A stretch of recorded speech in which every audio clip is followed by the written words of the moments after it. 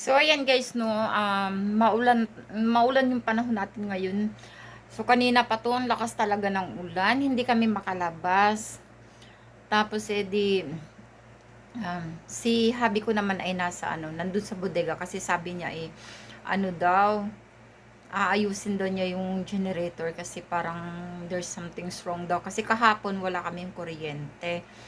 Tapos nag-start siya ng 10 a.m. to 5 p.m.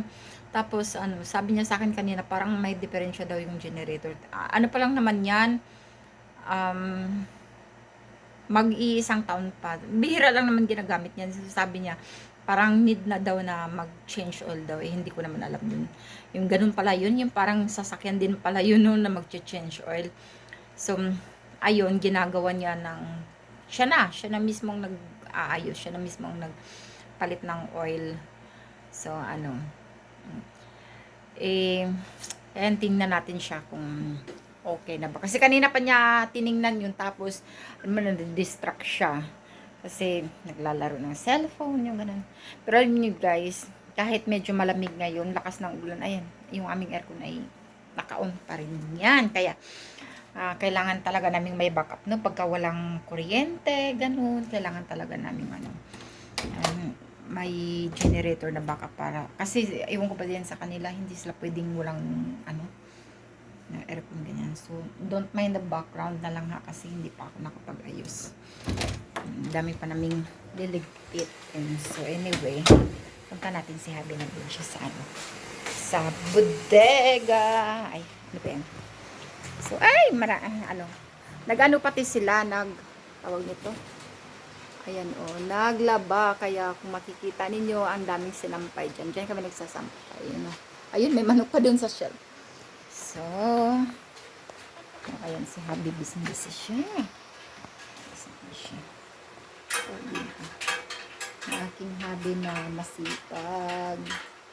Pag may talaga yan siya, pag may project yan siya, hindi pwedeng yan. Hindi pwedeng pagpaliban yan. Kailangan gagawin nyo yan ngayon din.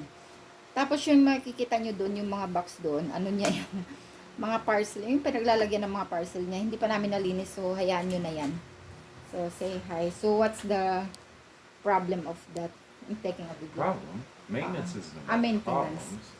Okay. Change oil? Change oil. Okay. So anyway guys, ang ating brand ng ating generator ay, what's that, Beb? The brand, ayun, Greenfield. Greenfield. How many watts? 6,500. 6,500. Ay, ganun pala yung ginagawa ng ganyan. Hindi ko naman alam. So, siya lang may alam niyan guys. Pero ano pa yan? Mga isang taon. Wala pa nga isang taon. Kung nakikita nyo, diba? Wala pang kagas-gas-gas yan. Ay, sorry bebe. Wala pang kagas-gas-gas yan. At saka yan, tingnan nyo. Maayos yan. So baka nagtataka kayo bakit ang dami naming mga tools dito. Ano niya yan, kanya yan, collection niya yan. So naman, useful naman siya. So ayan ang kanyang mga gamit. Ay lahat yan para kaming may dito, para kaming may hardware dito. Lahat tingnan niyo naman yung laglagari. Klase yan. Ayan, lahat, you name it, meron kami. Meron pa kaming ganito, ewan ko, hindi ko alam kung ano to. Hindi ko alam. Tapos, ayan, basta kumpleto yan dyan. Mula sa maliit na pako hanggang sa malaki. Tapos, ito na side naman ay mga cleaning stuff yan. So, ayan pang aming pang garden.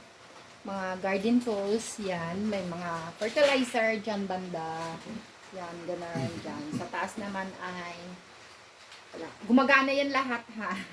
Gumagana na ito pag may lang kami. Pagka may occasion lang, ganyan. Kasi magluluto sa labas, yung mga ganyan, diba? So, ayan. So, meron pa tayong printer doon. So, ayan si Habi. Ang daming niyan, toolbox, ayun. Ganyan yata talaga sila. Kasi ayaw nila yung magpahiram-hiram. Ayun, sabi ko sa inyo may doon yung pako-pako. Diba? Tapos, ito pala yung kanyang battery dyan. Tapos meron din kaming small battery. para sa aming incubator kasi nagbabala kaming magpanibago na naman niya yung mga manok. Oo. Ganyan. So, huwag nyo nang pansinin yun doon banda kasi lilinisin pa yan. Actually, may mga ukayan sa lalim eh. Wala, hindi pa rin nalinis. Ayan, nag-iisip siya kung anong gagawin niya. So, ayan siya, no. How much is this, bebe? 35K. Oh, 35K daw ito. So, kung sa atin pa yan, bahala na dyan. Kasi yung naman dito, pag walang kuryente dito, hindi naman, pinakamatagal na yung mga yun nga, 9 to 5 or 10 to 5, ganyan lang. So, carry naman na sana kung wala pero ayaw niya. Gusto niyang At saka isa pang dahilan yan ay ganito. Isa pa palang dahilan bakit meron kaming generator ay dahil meron kaming tangke ng tubig. So, kung walang walang power, so wala din kaming tubig, 'di ba? Pero may nagpupundo naman kami. So, wag niyo na lang pansinin yung aming mga sinampay kasi naglaba sila kanina. So, ayan. Ito naman ay yata to? 1,000 liters yata to siya. Tapos, hindi ko alam nga, ito meron pang isa. 100 yata to siya. So, pag sa gabi, pinapatay namin to kasi ang laki talaga ng aming kuryente, no? Binubunot namin to dito. Ito lang ang may laman, itong maliit na to. So, pag naubos yung pang ng CR, pang flush ng CR, kaya yan, 2 CR, you know? Tapos, minsan talaga, pagising mo sa umaga, kung gamit ng CR, wala nang tubig. So, isasaksak mo siya sa umaga. Sa umaga namin sinasaksak yan pagka yung gising na kami. Kasi, ayan. Kasi, for protection din yan, no, kung may leak yung ating mga, ating mga linya. So, kung hindi natin papatayin yan, so, andar ng andar yung ating, yung ating tangke. Diyos ko, ang kuryente, napakamahal. Ayan, so. Ay, ito nga pala, guys. Yung aming, napakita ko na to sa isa kong video, eh. So, ayan, hindi na namin kailangang bumili ng ng mineral kasi meron na kaming sarili dito. So, ayan, pangbahay lang, di ba? So, tipid din kasi hindi na natin kailangan tumawag pa ng mag-deliver ng tubig at meron na tayo. Di ba? So, tipid. Mura lang yan. Sa lang yan. Sa online lang namin nabili yan.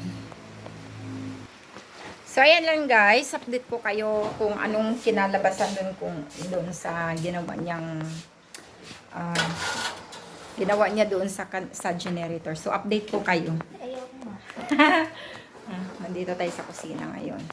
Na maulan pa rin. Hindi tayo makalabas. Ulan. So, yan lang guys. Bye-bye. See you on my next vlog.